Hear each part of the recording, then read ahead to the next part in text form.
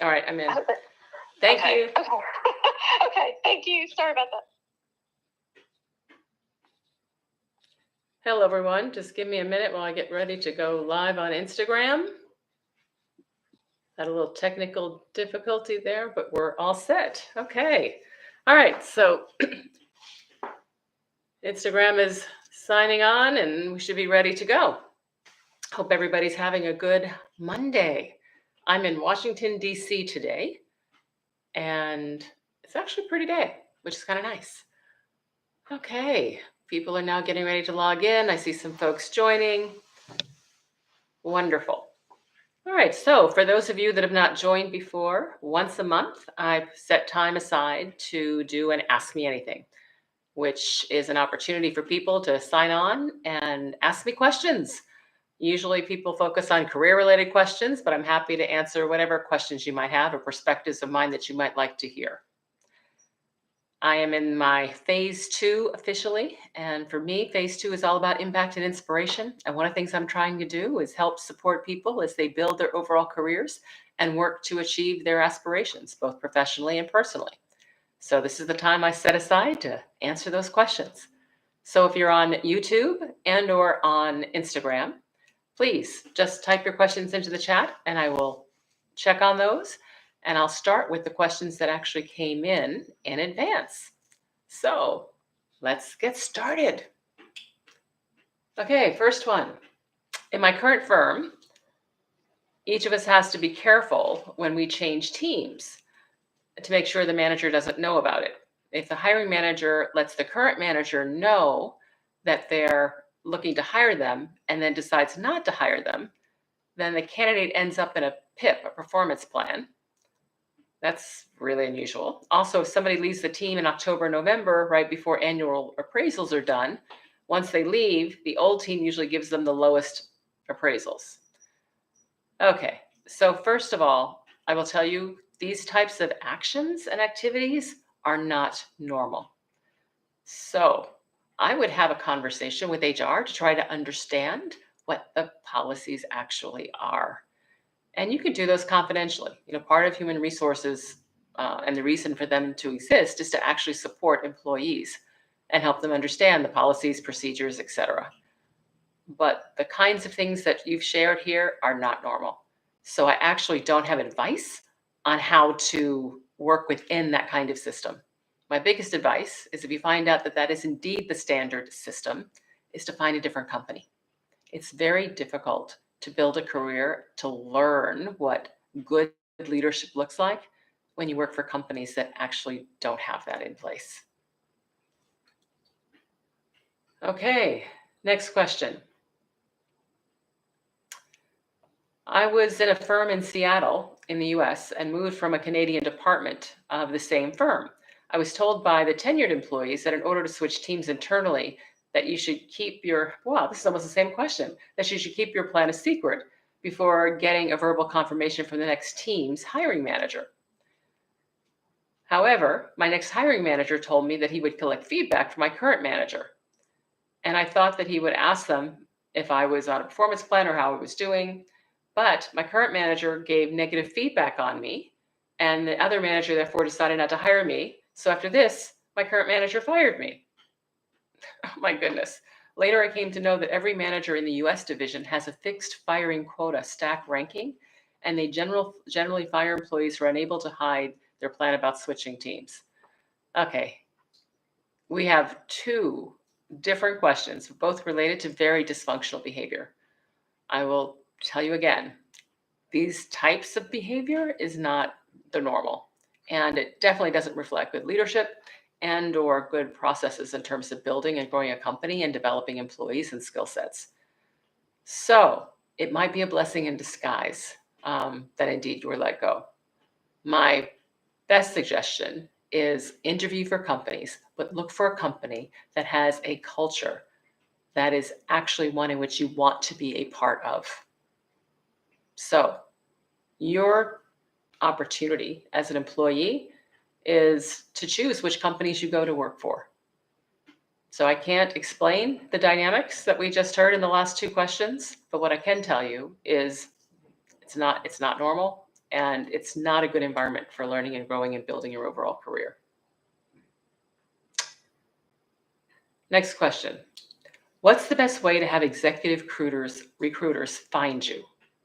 That's a good question, because I'm sure people want to know or be tapped if there are new opportunities or things like that that are available to them. I will tell you that many executive recruiters use LinkedIn as their first source. So my first advice is to actually go through and update your LinkedIn profile so that it reflects what you actually do, as well as your overall aspirations. And you can do that in your profile.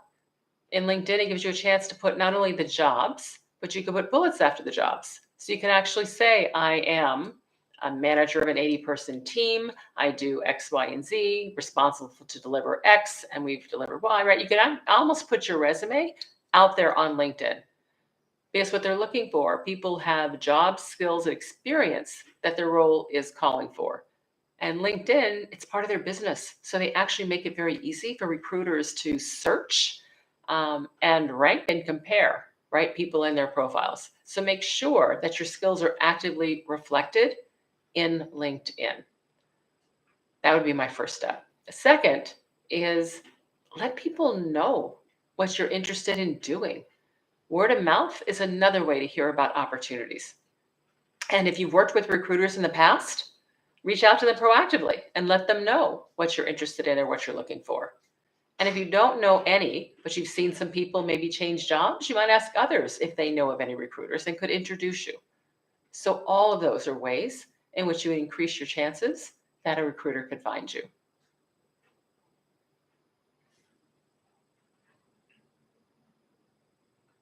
Next one. I'm a mechanical engineer and have been working in the manufacturing sector on the shop floor in a production department for the past 13 years. I currently handle a team of 80 people. Although I've learned a lot throughout my journey, I do feel personally that I'm stagnant in my role. I'm interested in projects and managing projects, so even got my PMP certification, project management professional certification. But there are not very many opportunities in manufacturing related to projects. Therefore, it's difficult also for me to do a full-time MBA because of family constraints. I'm married and have a 3-year-old son. How do I change my role? Okay, so first of all, even within the manufacturing sector, there are roles, may not be on the shop floor, but typically within the organization that are program or project related. So try to find those and then try to meet people or reach out to people within your existing company that have the kind of roles that you might be interested in one day. And again, because of LinkedIn, this is not very hard.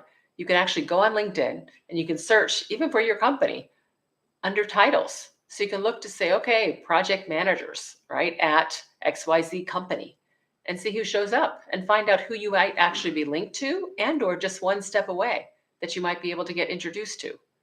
And then talk to them. I mean, don't talk to them in terms of trying to get hired right away. Talk to them about their job, what they do, what kind of background would be helpful, and then let them know your interest and ask them for what suggestions they have to help position you for that kind of role in the future.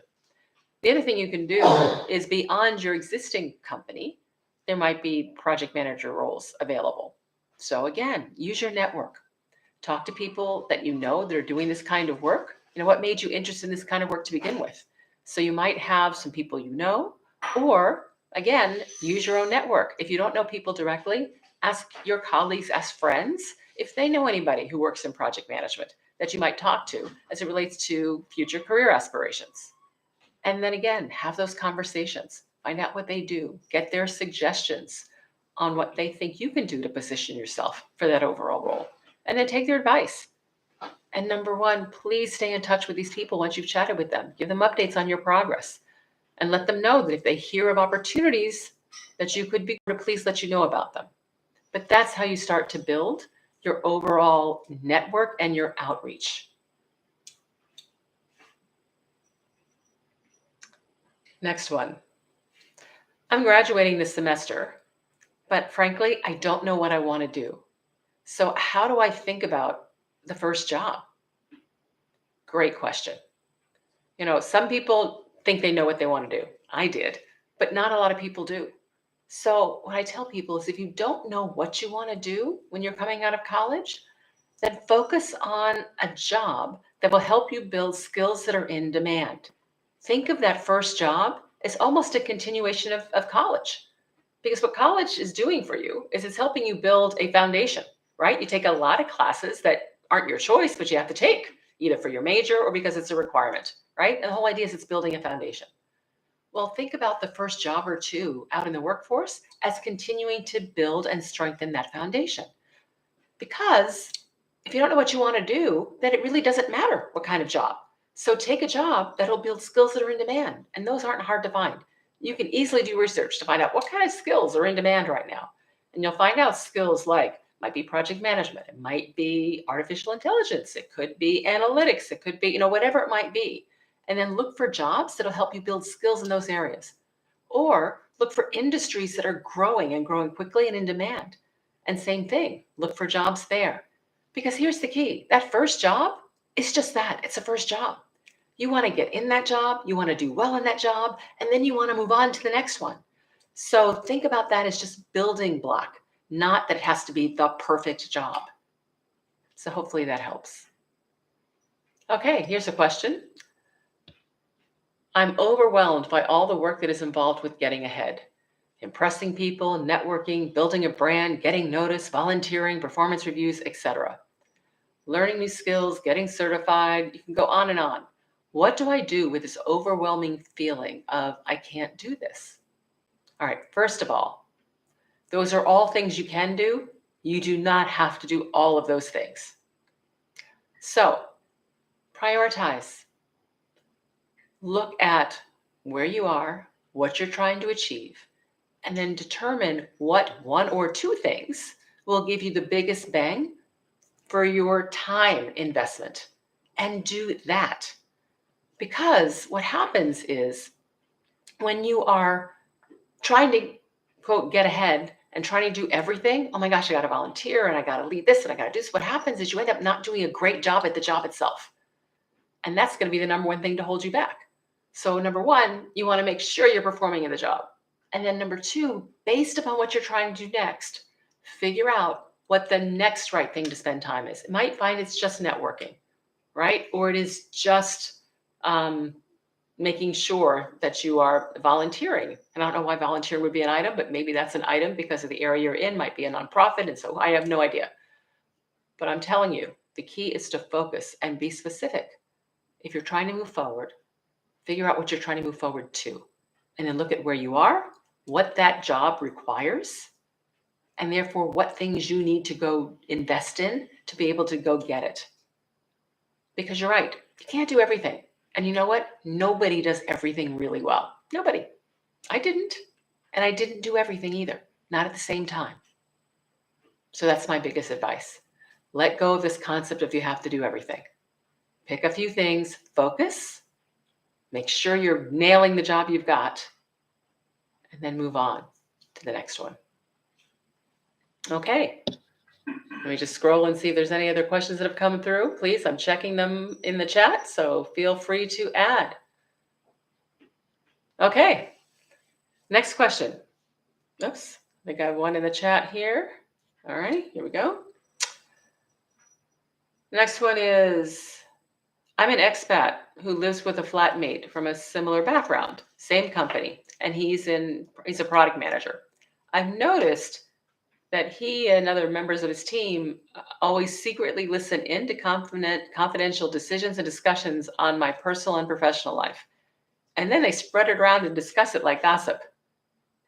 How do other folks stay peaceful with working flatmates? Okay, so first of all, that's ridiculous. My biggest advice is have a conversation with your flatmate. And I know that might feel uncomfortable, but I found that the best way to address issues like this is just by being direct. Just have a conversation that says, so-and-so, I'm concerned that you are taking things that you're overhearing me say and you're sharing them with others when it's not appropriate, right? We have to live together. I want to feel comfortable, and I'm sure you do too. So I really would appreciate you stopping this. So number one, a lot of times when people do things like this, they don't think you know it. So when you actually address it and let them know that you don't appreciate it, they tend to stop. And if they don't stop, then I would tell you to find a new flatmate. Because not only is that person unprofessional, but they're totally untrustworthy because you now had the conversation, you've made a request, and they haven't followed through. So, number one, have the direct conversation. And by the way, have it just like I had it. Do not yell, do not scream, do not show a whole lot of emotion, right? Just have it as professional as you possibly can. And then watch. And if it continues, they need to make a change.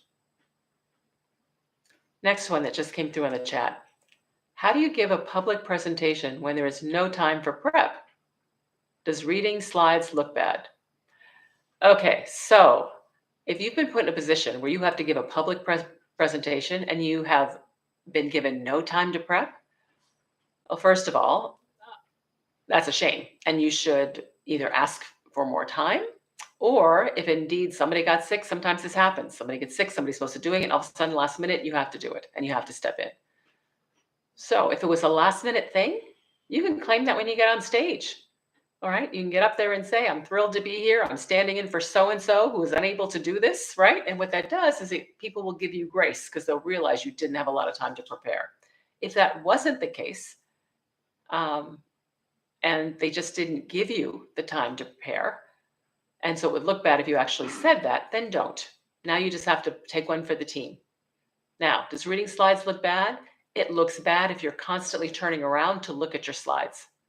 So if you need notes to do your presentation, bring them with you. Either hold them in paper in front of you, put them on the lectern in front of you, but make sure it's in front of you.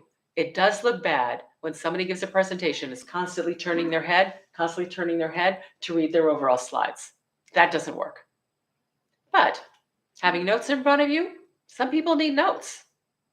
And at least you know that you'll be able to deliver it in a way that is effective. So if you have to, bring your notes. Now, when you talk about reading it, my advice is try to bring notes that are bullets versus verbatim. Because yes, when you start to actually read, you tend not to put as much enunciation and as much interest in the words that you say. And so people do, they tend to get bored and might tune you out. Much better if you just have bullets on what you say, but you develop the full sentences, right, on your own. If you're not comfortable doing that, then write it out. It's still better to write it out and read it to make sure the right message gets across than to get caught, if you will, on stage. So those would be my order of priority of how I would approach it. Next one. I have an interview at a taxi aggregator. How do I answer the question, why do you wish to join our company? When the real reason is just salary hike and up-leveling. I want to lie skillfully. Okay, so first of all, I don't think you have to lie. What sounds to me, if you're interviewing with this company because you want more salary hike and you want to get promoted, then the reason you're joining this company is because you think there's more professional opportunity for you for growth. You don't have to say more financial opportunity for me. If you want to, you can, but that's why you're joining the company. Now, the other thing is that should not be the absolute only reason. You should do some research and make sure it's the kind of company you actually want to join. Does this company have growth opportunities? Are there things that are interesting? Are they in interesting geographies, right? Or something going on? But there should be something more than just to collect a salary. There are many different kinds of companies and opportunities out there. Do some research and find a reason why you care about this one. Every company has something compelling about it. Find it. So that when they ask the question, you can say, I think there'll be more growth opportunity in this company, and then whatever that and is. And I've been impressed with the growth this company has shown. I am excited by the strategy that's in place for growth, right? Something. But do some homework, and you'll find something that you like about it. As I always say, you can always find something good about almost any situation. So go find it and then use that. All right. Next.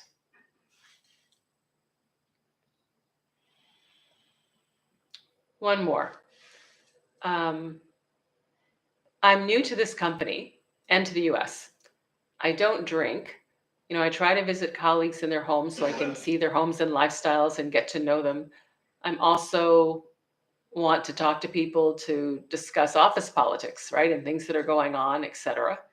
And I find people only share these kind of things in one-on-one kinds of meetings and when they're relaxed. I also try to save money and I cook, et cetera. Okay, I'm looking. But I see people who have lots of nice things, nice cars, nice homes, nice air conditioning, nice whatever. And when I see them, I want to get those things too. Is this normal to like to visit people, learn, and then want nice things? Well, the answer is, of course it is. But doesn't mean that you actually have to have them, right? There's a lot of things I think many of us want. It doesn't mean we go around tomorrow and we buy, right, everything that it is that we want. But it's fine to admire. And in terms of wanting to learn from people, yes, I think that's very normal too. As a matter of fact, I think that's one of the best ways to learn. I tell people when they take on new jobs, try to find somebody who's done that job before so that you can learn and therefore improve your odds of being successful at the job now that you start the job. But the key is as you're meeting with people and trying to learn from them, make sure that you're adding some value to them too. So you're sharing things so they learn more about you or about what you do or about the role or job or something. Relationships are two-way, not just one way. So it's important that, yes, you're establishing a relationship. So you want to learn, but you also want to share, right? And be able to support and help others as you go along. That two-way dynamic is how you start to build relationships with coworkers. Okay, next question. What's the best way to answer the question, tell me about yourself? It depends on who the audience is. So if the person asking you is someone that you know or don't know or want to know in a professional setting, then you want to make sure that when you tell them about yourself, you're talking a little bit about your professional self. So I find it's always good to have almost like an elevator pitch, so a short pitch about yourself ready. So when people say, "Oh, tell me about yourself," and you could say, "Oh, I am," right? I'll do me, right? I'm Shellye Archambeau. I'm a former technology CEO who today serves on boards, advise companies, and I coach CEOs. And I focus on these areas because my passion is all about helping other people achieve their aspirations. All right, well, now you know a little bit about me in about 30 seconds. So come up with your elevator pitch because what you want to do is you want them to know a little bit about your skills, about your capabilities, and about your interests. In doing that, if there's anything that they can do or might know about in terms of either opportunities or situations, et cetera, that relate to any of those things, they'll think about you, right? And or the conversation will be able to address points of interest. So that's the way to do it. 30 seconds, work on a little pitch that lets them know a little bit about you, your skills, your capabilities, but also your interests. And that's a great starter for an overall conversation because then you can say, how about you? And then you'll find common areas, right, of interest. Okay. Next question. Is saving money and living frugally more important versus spending and living comfortably and excelling? Well, I actually don't think those questions are mutually exclusive, meaning I see life as a continuum. So there'll be periods in which you might be living frugally and saving money, and there'll be parts of your life where you will be spending money and living comfortably, right? So I think you end up doing all that over the course of your life. The key goes back to what is it you are trying to achieve? What is it you're trying to achieve? Because if what you're trying to achieve is to save enough money to buy a franchise business, then I would say spending all of your money and living comfortably now, but not saving for that is you're not being consistent with your goal, right? If your goal is not, if you don't have anything in the future that you're trying to buy or achieve or invest in, et cetera, then fine, right? Live the way that you feel you need to live. But that's not a question I can answer for you. You have to decide what your goals are personally. And then what I always tell people is make sure that your personal financial set of decisions, your personal budget actually matches your set of personal goals. Because if how you spend your money doesn't match what you're trying to do or achieve, then you're going to get to points in your life when you're not going to be able to do what you need to do or what you want to do. So align your spending habits with your goals. And that way, when you're ready to take advantage of opportunities, you will have the resources to be able to do it. All right. I'm looking through to see if I see any other questions that I missed. I'm going to do a last call here to see if there's any others before I sign off. Thanks everybody who's joined so far. And I think that's all we have. All right. Well, listen, I'm Shellye Archambeau. I do these monthly. I always announce when I'm going to do them on Instagram as well as LinkedIn. Or you can sign up for my YouTube channel and you'll get an email letting you know when it's coming. You can send me questions in advance or always write them in online. Thank you so much for joining. I wish you all well. And if you haven't yet, you might want to check out my book, Unapologetically Ambitious, which is all about how to improve your odds to get what you want out of life. All right. Have a great rest of your Monday, everyone. Bye.